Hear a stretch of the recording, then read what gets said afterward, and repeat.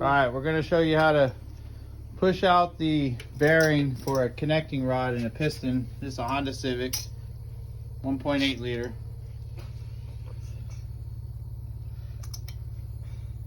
So we have a hole drilled out in the plate, 3/4 inch. This fits in there nice and easy. We're going to line it up. We're going to heat up the connecting rod slightly. It's just a Harbor Freight bearing press, it's cheapy.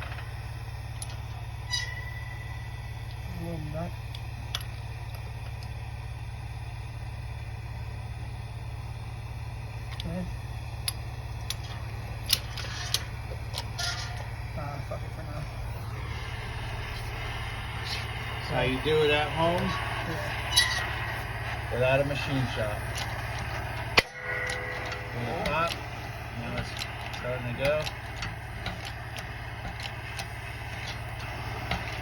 Slow it down when you get to the even surface. So make sure you're lined up nice and good.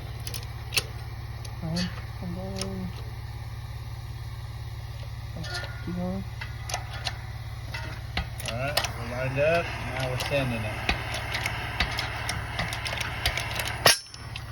There we go. That's how you do it. Backyard boogie.